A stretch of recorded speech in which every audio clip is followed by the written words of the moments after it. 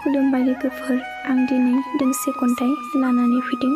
खन्थाइनि मुं बर' सिख्ला। खन्थाइखौ लिरदों सोमखोर बसुमतारी आरो खन्थाइखौ आवरायदों जावलिया सिमां। फैदो बिदिब्ला बिथांनि खन्थाइखौ खोनासंलांदिनि।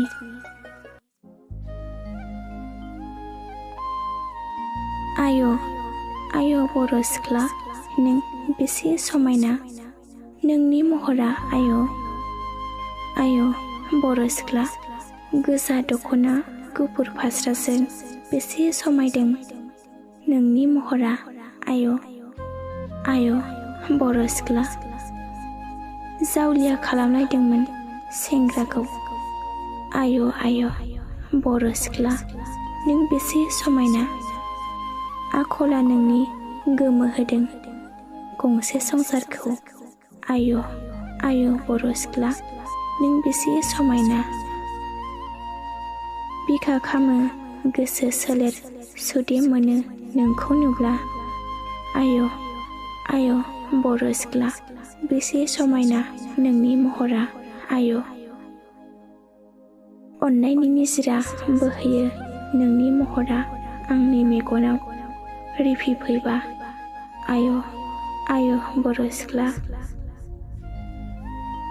लाइमोन सोलेरा नोंनि मानोदि एसेबां मुहिहाब आरो सोमो गोनां आय' बर' सिख्ला। गोसोआव बोहैनाय दुखुनि दैसायाबो स्राय रानलांना गोरान बालानि महर नुजायो नोंनि महरखौ नुब्ला आय' बर' सिख्ला, नों बेसे समायना।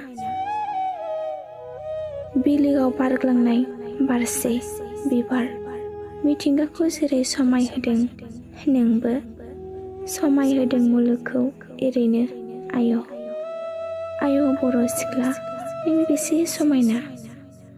मिनिस्लु मिनिनाय नोंनि फुंबिलिनि जारां साना नुजाजेनबाय गोरलै महर नोंनि महर एरैनो आय'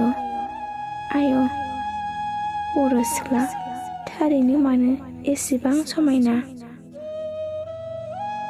अनसुलि महर नोंनि अननाय जासिनो थिनो गोसोआ आंखौबो नोंनोनो आय' बर' सिख्ला, नों बेसे समायना।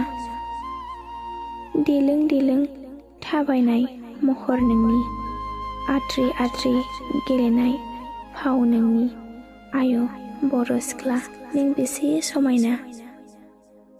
गोमोहोबाय मुलुगखौनो नों आय' बर' सिख्ला, नों बेसे समायना। गोरलै महर नोंनि अननाय सोमजिहोयो हाजासे अननाय गोसोआव आंनि नों आय' बर' सिख्ला, नों बेसे समायना। एसेनोसै खन्थाइया, गोजोन्थों।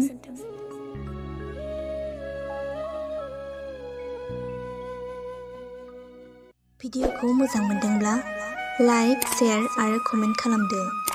लोगोसे जोंनि जावलिया सिमां इउटुब चेनेलखौ साबस्क्राइब खालामदो आरो फेसबुकआव नायदोंब्ला जोंनि जावलिया सिमां फेसबुक पेजखौ लाइक, फल' खालामदो। एसेनोसै, गोजोन्थों।